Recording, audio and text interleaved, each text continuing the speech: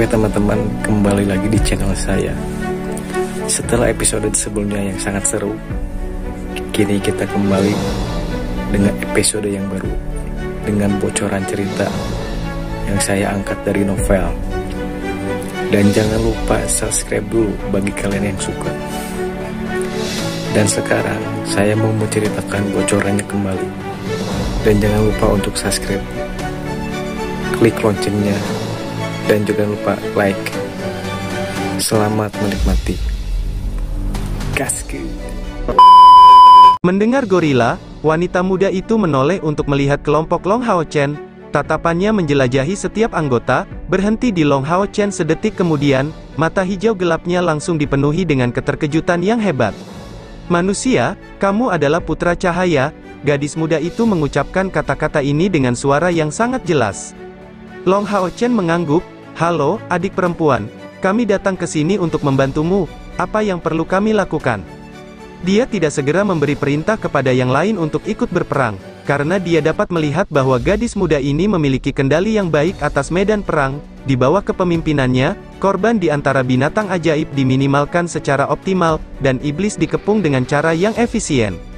Gadis kecil itu tersenyum bahagia, menjawab, akhirnya, ada kabar baik, putra cahaya, tolong lindungi aku untuk saat ini. Mari kita bicara setelah aku mengubah kelompok kotor ini menjadi makanan bagi surga.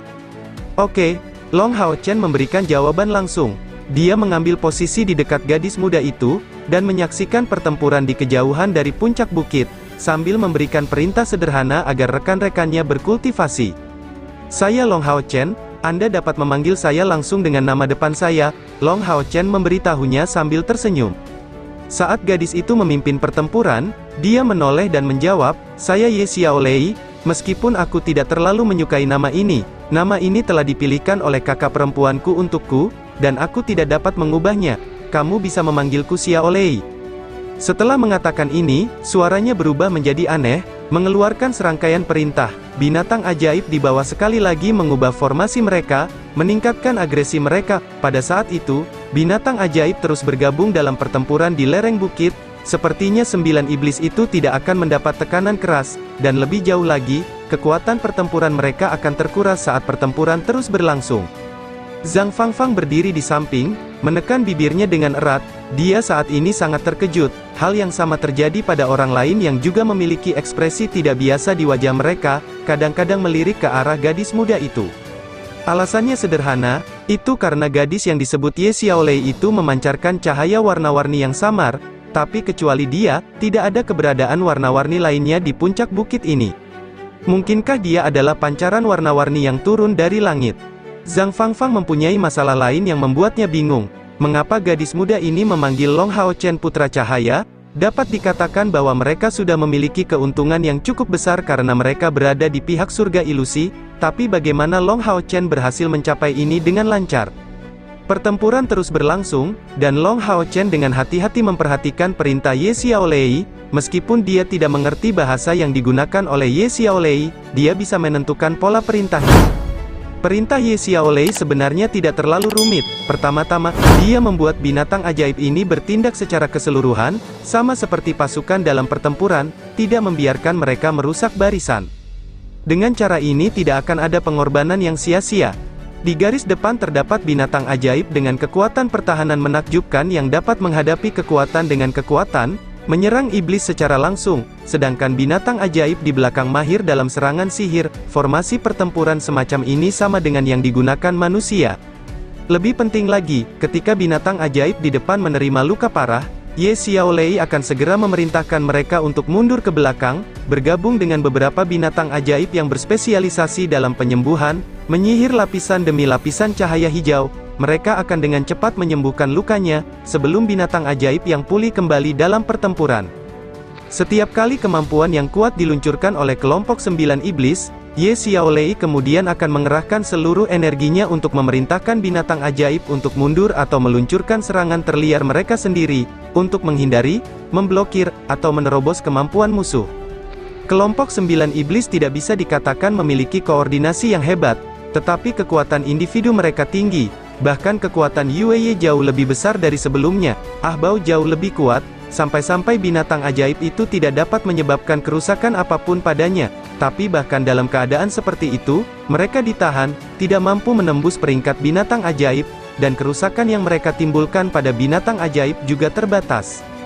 Long Hao Chen awalnya tidak bisa tenang, tetapi dengan komandan seperti Ye Xiaolei di sini, bahkan iblis kuat pun kesulitan menyerang mereka. Bagaimanapun, ini adalah surga ilusi, rumahnya. Namun, Long Hao Chen juga merasa penasaran dengan identitas Ye Xiaolei ini.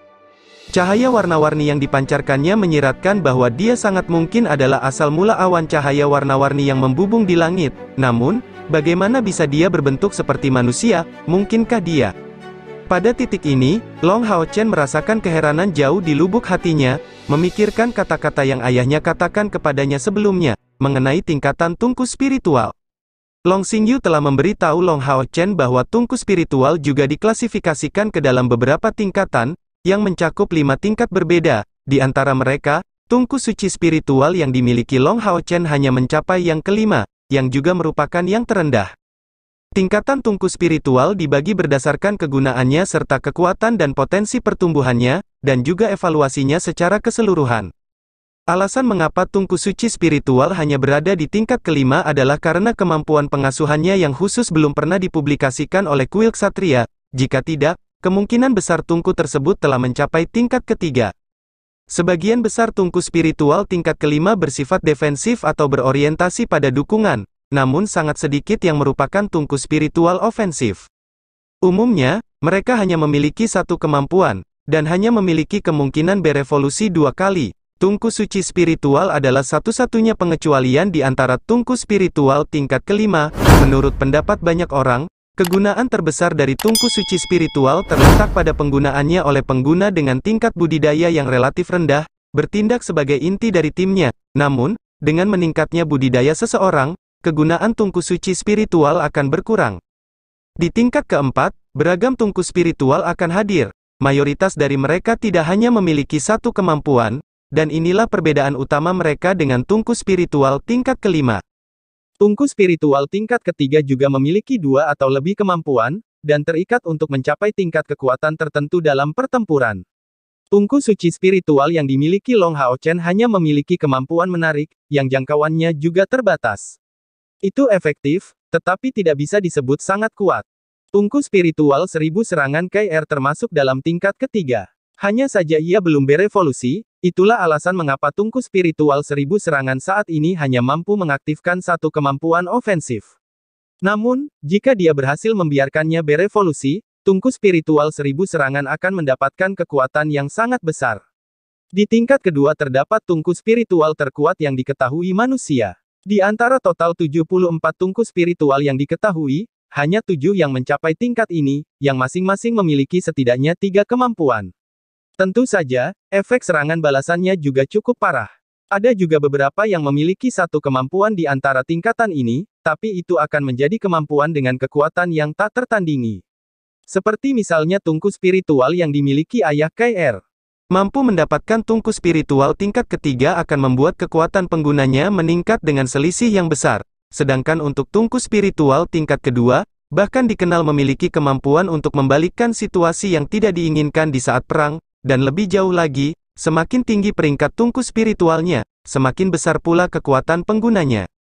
Jika Zheng Lingxin telah mencapai langkah ke-9 dalam kultivasi, bahkan menimbulkan kerusakan pada Dewa Iblis yang berada di peringkat 10 besar bukanlah hal yang mustahil dengan menggunakan tungku spiritual untuk kembali ke masa kecil. Adapun tungku spiritual tingkat pertama, hanya ada satu saat ini, dan itu adalah tungku spiritual samsara milik Chai Er.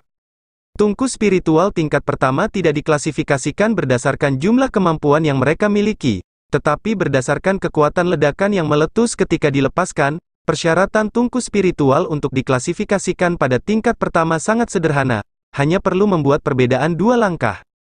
Jika tungku spiritual dapat mengizinkan penggunanya untuk membunuh 2 langkah di atas budidaya mereka sendiri, tungku spiritual ini akan berada di peringkat pertama. Hingga hari ini, hanya tungku spiritual samsara milik Chai Er yang berhasil memenuhi kriteria tersebut. Tentu saja, reaksinya juga sangat diketahui oleh Long Hao Chen. Pada saat itu, ketika Long Xingyu memberitahu Long Hao Chen tentang 5 tingkatan tungku spiritual, Dia juga memberitahu Long Hao Chen hal terakhir, bahwa dalam legenda, ada jenis tungku spiritual lain, yang bahkan bisa melebihi tingkat pertama, namun, konon hanya muncul di legenda. Tungku spiritual semacam itu belum pernah ada dalam sejarah aliansi kuil, namun pernah dilaporkan bahwa di era kejayaan, kaisar dari 3 kekaisaran yang paling berkuasa pernah memiliki tungku spiritual semacam itu. Dalam legenda, tungku spiritual jenis itu dikenal sebagai tungku spiritual cerdas. Artinya, bagian utama dari tungku spiritual tidak berbentuk harta surgawi, tetapi memiliki tubuh hidup yang asli, memiliki pengetahuan dan kecerdasan tingkat lanjut. Kemungkinan evolusi tungku spiritual semacam itu tidak terbatas, sehingga membuat penilaiannya sulit. Namun, Long Hao Chen pada saat itu berasumsi bahwa tungku spiritual semacam ini hanyalah bagian dari legenda dan tidak lebih, namun bukan berarti tidak bisa muncul. Melihat Ye Xiaolei yang memerintah, Long Hao Chen diam-diam merasa heran. Mungkinkah gadis muda ini adalah salah satu tungku spiritual legendaris yang ayah bicarakan? Dia tidak dapat memastikannya, tetapi jika ini benar, identitas Ye Xiaolei tidak akan sulit diprediksi. Kakak perempuan yang baru saja dia bicarakan akan menjadi pendiri surga ilusi ini, sedangkan dia harus menjadi penjaganya. Bahkan dengan watak Long Hao Chen, dia merasa terpesona hanya dengan memikirkan hal itu. Tungku spiritual yang cerdas, bahkan melampaui tungku spiritual samsara milik Chai Er. Namun, dia dengan cepat menghentikan pemikiran seperti itu, tidak peduli apapun, dia tidak bisa melakukan apapun yang merugikan gadis muda ini, dan juga tidak bisa mengizinkan siapapun melakukannya. Perasaan ini benar-benar tulus, dan muncul ketika Long Hao Chen melihat Ye Xiaolei untuk pertama kalinya. Dia tidak tahu dari mana perasaan ini berasal, tapi hal itu menyebabkan perubahan dalam hatinya sendiri. Namun, itu hanya perasaan yang didapat seseorang dari melakukan perbuatan baik, bukan perbuatan yang dilakukan seseorang demi mendapatkan pahala atau untuk meninggikan diri, melainkan perbuatan yang datang dari lubuk hatinya. Ini akan membuat seseorang merasa nyaman, dan menenangkan pikirannya. Tepat ketika Long Hao Chen sedang merenung, perubahan muncul di medan perang di bawah. Sepenuhnya ditekan oleh binatang ajaib, kekuatan 9 iblis tiba-tiba melemah, dan binatang ajaib yang menyerang mereka tiba-tiba mundur. Ada alasan sederhana mengapa kekuatan serangan mereka tiba-tiba menurun. Ahbao tiba-tiba menunjukkan tanda-tanda mundur, menempatkan dirinya di tengah-tengah sekutunya, tubuhnya ditutupi oleh kilatan oranye, dan sepertinya iblis yang telah terluka oleh pasukan pemburu iblis kelas 21, memberitahunya sesuatu pada saat yang sama. Tapi mantra oranye itu tampak tidak begitu damai. Hati-hati, kemungkinan besar mereka sedang menyiapkan sesuatu. Long Hao Chen memberitahu Ye Xiaolei di dekatnya dengan suara rendah.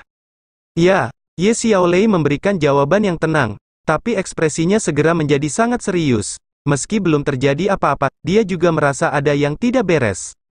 Bahkan dari jarak seperti itu, Long Hao Chen samar-samar bisa merasakan bahwa energi di sekitar Ahbao terasa seperti energi seseorang yang akan menggunakan mantra terlarang. Mantra iblis oranye itu sepertinya menolak pengaktifannya, seolah ingin membalikkan situasi di medan perang. Namun saat itu, tanda-tanda perselisihan tampak muncul di antara kedua iblis tersebut. Hati-hati, mereka mungkin mencoba mendobrak batasan surga ilusi, Long Hao Chen berkata. Tepat pada saat itu, penyihir iblis itu akhirnya dibujuk oleh Ahbao, mengembalikan perhatiannya ke pertempuran. Sekarang, pancaran sinar oranye keluar dari tubuh mereka. Nafas kehidupan seakan membeku dibingungkan oleh kemunculan warna jingga itu. Yang lebih menakjubkan lagi, pancaran cahaya ini sepertinya kekuatannya tidak melebihi 10.000 unit energi spiritual. Bagaimana ini bisa terjadi? Baik Long Hao Chen dan Ye Xiaolei tampak bingung. Mereka telah merasakan tekanan dari pancaran sinar jingga ini sebelumnya. Namun bagaimana bisa hal itu masih berada dalam lingkup pembatasan?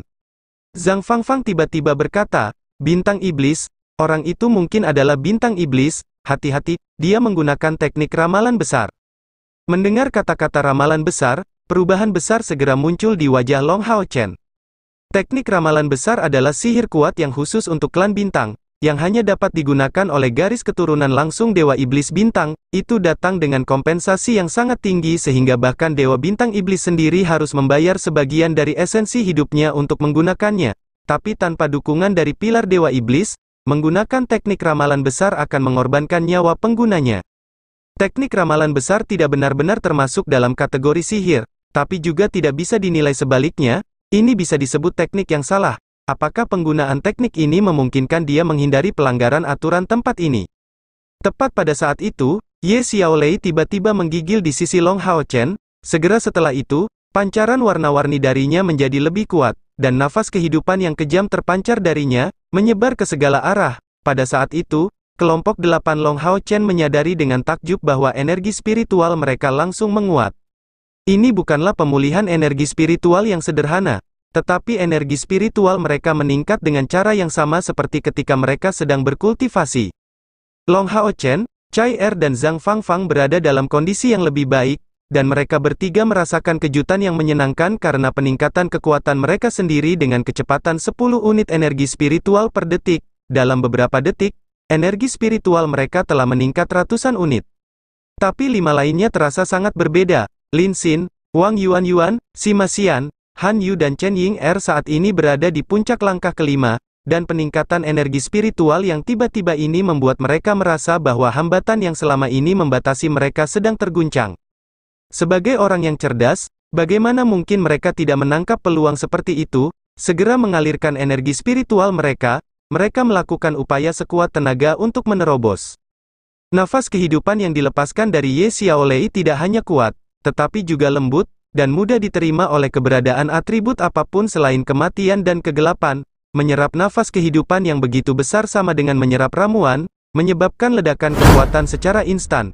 Bahkan bagi Ahbao, menolak hal ini akan membutuhkan waktu dan usaha. Tanpa ragu, Ye Xiaolei mulai berusaha sekuat tenaga setelah merasakan krisis. Namun di sisi lain, cahaya jingga itu juga tampak semakin pekat, dan di langit muncul pola bintang besar berwarna jingga yang membawa kerlap-kerlip bintang yang pekat dan kuat. Setiap kali berkilauan di langit, wajah Ye Xiaolei akan terlihat agak pucat. Long Hao Chen, teknik ramalan besar ini menyegelku. Segel itu akan bertahan selama 1 jam. Lindungi aku, hanya untuk saat ini. Saat saya membuangnya lagi, mereka semua akan mati. Suara Ye Xiaolei yang lemah dan kekanak-kanakan dipenuhi dengan kemarahan dan tekad. Tapi dia perlahan duduk bersila, meletakkan kedua telapak tangannya di dada dan menutup matanya. Pada saat itu, nafas kehidupan darinya meningkat beberapa kali lipat, berubah menjadi bentuk lingkaran cahaya hijau yang menyebar ke depan. Semacam suara erangan keluar dari Lin Xin, Wang Yuan, Sima Xian, Chen Ying-er dan Han Yu, dan sepasang sayap spiritual terbentang dari mereka berlima untuk pertama kalinya. Ini adalah saat yang penting bagi terobosan mereka, terbukanya rongga spiritual mereka. Hadiah yang ditawarkan Ye Xiaolei kepada mereka sangat berharga, membantu mereka berlima menerobos hambatan langkah ke-6. Jika mereka berkultivasi secara normal, beberapa bulan lagi belum tentu cukup bagi mereka untuk mencapai hal ini. Namun, pada saat dia melepaskan cincin cahaya hijau, tubuh Ye Xiaolei dikelilingi oleh cahaya oranye, menyegel bagian dalam dirinya dan menghentikan semua aura keluar. Teknik ramalan besar adalah teknik ketuhanan yang sangat kuat, dengan kegunaan yang luar biasa dan beragam. Sederhananya, jika itu digunakan pada orang biasa, dan jika ramalan yang dipilih adalah kematian, itu hanya akan menyebabkan kematian seketika. Tapi Ye Xiaolei bukanlah orang biasa. Pada saat itu, bahkan teknik ramalan besar yang digunakan padanya hanya dapat menyegelnya untuk sementara dan tidak lebih. Pada saat yang sama segelnya ditutup, ledakan keras tiba-tiba terjadi pada iblis yang menggunakan teknik ramalan besar, bergema di udara. Saat hujan darah berceceran di udara, puluhan binatang ajaib bergegas maju seperti anak panah. Ini adalah biaya besar yang harus dibayar dengan teknik ramalan besar. Namun, mengandalkannya tidak diragukan lagi dapat mengubah seluruh situasi di medan perang. Bersamaan dengan kematiannya, 2 tungku spiritual lembut serta mahkota warisan berwarna oranye dibebaskan. Itu jelas merupakan tanda statusnya sebagai bintang iblis serta hasil yang diperolehnya dari perjalanan ke surga ilusi ini. Wajah Ahbao menjadi muram dan kaku, tapi ini sama sekali bukan karena dia tergerak oleh kematian rekannya. Dengan bersumpah, dia mendapatkan sekutu ini untuk menggunakan teknik ramalan besar pada saat yang genting.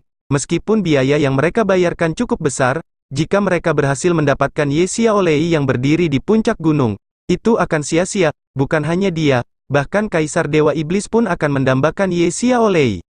Para iblis tidak mengeluarkan biaya apapun untuk menyerang jalur gunung kota selatan, dan juga mencurahkan banyak uang untuk perdagangan ini dengan aliansi kuil. Bagi mereka untuk mengirim 10 iblis untuk memasuki surga ilusi, hanya ada satu tujuan, dan itu adalah Ye Xiaolei. Pihak aliansi kuil percaya bahwa mereka memiliki keuntungan dalam perdagangan ini, tetapi mereka tidak tahu bahwa Ye Xiaolei sangat penting bagi para iblis, dan khususnya bagi Kaisar Dewa Iblis. Namun, rahasia ini hanya diketahui oleh Kaisar Dewa Iblis dan Ahbao, yang memiliki hubungan ayah dan anak. Cahaya ungu terpancar dari mata Ahbao, menyelimuti 7 orang dalam jangkauannya, dan seluruh kelompok segera dikelilingi oleh kabut ungu kehitaman. Namun, tidak peduli apakah itu dalam serangan atau pertahanan, mereka segera mencapai kondisi puncaknya, dan mulai melakukan pembantaian. Binatang ajaib yang bersentuhan dengan anggota tubuh kuat Ahbao tak henti-hentinya tercabik-cabik, dan dari dadanya muncul pedang panjang hitam, yang tidak digenggam di tangannya, tapi secara mandiri meluncurkan serangan sambil melayang di udara. Dengan setiap serangan darinya, binatang ajaib akan terbunuh. Kekuatan besar ini menjadi garda depan penyerangan mereka, hingga mencapai lereng bukit. Pada titik ini, yang tersisa hanyalah anggota badan dan mayat binatang ajaib. Long Hao Chen dan kelompoknya berdiri tak bergerak di puncak bukit. Zhang Fangfang memandang Long Hao Chen dengan sedikit cemas, tapi tidak mengatakan apa-apa. Long Hao Chen saat ini memiliki wajah yang sangat serius, namun masih tampak tenang, tidak menunjukkan tanda-tanda panik. Medan perang di bawahnya berantakan total, dan kelompok 8 iblis mulai membuat terobosan, tapi Long Hao Chen belum bisa bertindak. 5 dari mereka masih memerlukan waktu untuk beradaptasi dengan perubahan setelah terobosan mereka, setelah mendapatkan dorongan dari rongga spiritual dan sayap spiritual. Terlebih lagi, mengingat betapa paniknya situasi di bawah ini, meskipun mereka bergabung, mereka tidak dapat berbuat banyak, karena penyegelan Ye Xiaolei. Binatang ajaib itu benar-benar gila karena marah, bergabung dalam huru-hara bahkan bisa dianggap sebagai serangan musuh oleh mereka. Nafas kehidupan yang dikeluarkan oleh Ye Xiaomo telah menyebabkan peningkatan jumlah total energi spiritual mereka, selain membantu Lin Xin dan 4 lainnya menerobos ke langkah ke-6. Sekarang mereka harus mengembalikan hadiah ini, dan lebih jauh lagi. Meski bukan karena itu, Long Hao Chen akan tetap mengutamakan perlindungan rekan-rekannya. Dia telah membuat persiapannya dengan baik, dan jika segala sesuatunya tidak berjalan sesuai rencana, dia akan membawa Ye Xiaolei bersama mereka ke menara keabadian. Tentu saja, itu hanyalah pilihan terakhir. Kecuali jika mencapai titik tidak bisa kembali, dia sama sekali tidak akan melakukannya, karena alasan sederhana bahwa meskipun menara keabadian memiliki sifat suci, namun tetap dipenuhi dengan energi kematian, mustahil untuk memprediksi efek apa yang akan terjadi pada dirinya.